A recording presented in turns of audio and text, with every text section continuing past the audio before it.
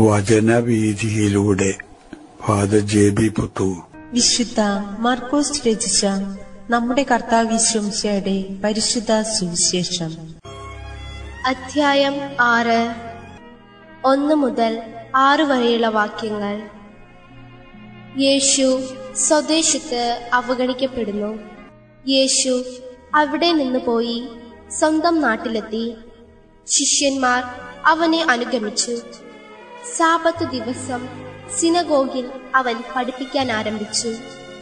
അവന്റെ വാക്കുകേട്ട പലരും ആശ്ചര്യപ്പെട്ടു പറഞ്ഞു, ഇവന് ഇതെല്ലാം എവിടെ നിന്ന്? ഇവന് കിട്ടിയ ഈ ജ്ഞാനം എന്ത്?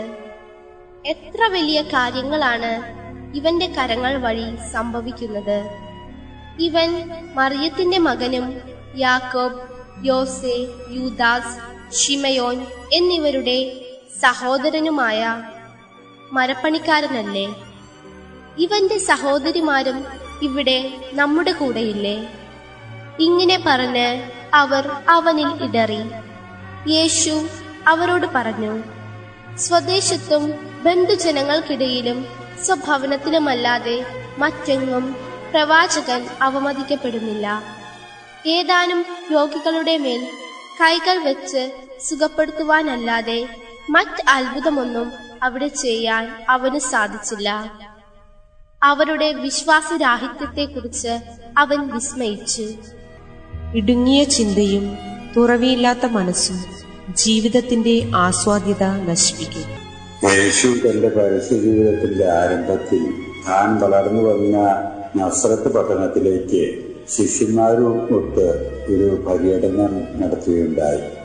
യേശു അവിടെ ആയിരുന്ന അവസരത്തിൽ സിനഗോഗിലെ പ്രാർത്ഥനാ സമ്മേളനത്തിൽ യേശു സംബന്ധിക്കുകയും ദൈവവചനം വ്യാഖ്യാനിച്ച് ജനങ്ങളോട് സംഭാഷിക്കുകയും ചെയ്തിരുന്നു.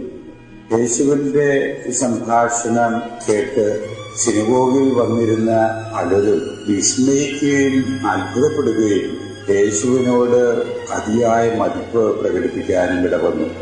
അവരുടെ നോട്ടത്തിൽ ആധികാരികമായും അർത്ഥപൂർണവുമായുമാണ് യേശു സംസാരിക്കുന്നതായിട്ട് വിലയിരുത്തപ്പെട്ടത്.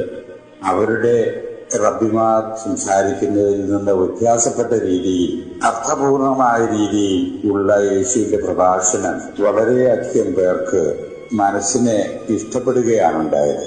എന്നാൽ ചിലർ അവരിൽ യേശുവിന്റെ സ്വന്തം നാട്ടുകാര്, അയൽവക്കക്കാര് എന്ന് വേണ്ട യേശുവിന്റെ കുടുംബാംഗങ്ങളിൽ ചിലരും കൂടെ ഉണ്ടായി കാണാൻ സാധ്യതയുണ്ട്.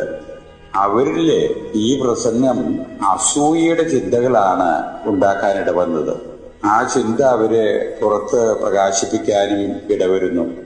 ഇവൻ ഇത്ര ആധികാരികമായും എകരപ്പെട്ട കാര്യങ്ങളും സംസാരിക്കാൻ ഇവൻ എന്താണ് യോഗ്യത? ഇവൻ നമ്മുടെ ഔസേപ്പ് തച്ചന്റെ മകനല്ലേ? ഇവന്റെ വീടും ചുറ്റുപാടുകളൊക്കെ നമുക്ക് അറിഞ്ഞുകൂടെ? പിന്നെ ഇത്രയും വലിയ കേമത്തരം കാണിക്കേണ്ട കാര്യം വല്ലതും ഉണ്ടോ എന്ന രീതിയിലാണ് ആ അസൂയയുടെ ചിന്ത ഉള്ള വ്യക്തികള് അവരുടെ അഭിപ്രായം പ്രകടിപ്പിക്കാനിട വന്നത്. ഒരു മനുഷ്യ വ്യക്തി എന്ന നിലയിൽ യേശുവിന് വളരെ കുണ്ഠിതം തോന്നിയ ഒരു നിമിഷമായിരുന്നു അത്. കാരണം ഇടുങ്ങിയ മനസ്ഥിതി തന്റെ നാട്ടുകാരിലും താൻ വളർന്നു വന്ന ചുറ്റുപാടിലുമുള്ള ജനങ്ങളിൽ യേശു കണ്ടെത്തിയതുകൊണ്ട് വളരെ ദുഃഖകരമായിട്ടുള്ള അനുഭവമായിട്ട് യേശുവിനെ അത് അനുഭവപ്പെട്ടു. കാരണം യേശു അത് പ്രകടിപ്പിക്കാനും ഇടവരുന്നു. യേശുവിന്റെ ദുഃഖത്തിന്റെ കാരണം ഇടുങ്ങിയ മനസ്സും തുറവിയില്ലാത്ത ഒരു മനസ്ഥിതിയും ദൈവിക കാര്യങ്ങളോ ദൈവത്തെയോ മനസ്സിലാക്കാനോ അംഗീകരിക്കാനോ സാധിക്കാത്ത ഒരു സ്ഥിതിവിശേഷം ആണല്ലോ എന്നുള്ള സത്യമാണ് യേശുവോട് പ്രകടിപ്പിക്കുന്നത്. അത് ഒരു പ്രവാചകനും സ്വന്തം നാട്ടിൽ ബഹുമാനിക്കപ്പെടാൻ ഇടവരികയില്ല എന്ന ശ്രദ്ധേയമായിട്ടുള്ള ഒരു പ്രസ്താവന നടത്തിക്കൊണ്ടാണ് യേശു അത് പ്രകാശിപ്പിക്കുന്നത്. ഈ പ്രസ്താവന നടത്തിക്കൊണ്ടാണ് യേശു അവിടെ നിന്ന് തന്റെ രക്ഷാകരമായ പ്രവർത്തനങ്ങള് വിപുലമായ രീതിയിലൊന്നും നടത്താൻ ആവാതെ അവിടെ നിന്ന് പിൻവാങ്ങാനിട വന്നത്. ഇതിൽ നിന്ന് യേശു തന്റെ അനുയായികളിൽ നിന്നും പ്രതീക്ഷിക്കുന്ന ഒരു സത്യം തെളിവായിട്ട് വരുന്നു. മനസ്സിന്റെ തുറവിയാണ് എല്ലാറ്റിലും ഉപരിയായി യേശു തന്റെ അനുയായികളിൽ നിന്ന് പ്രതീക്ഷിക്കുന്നത്.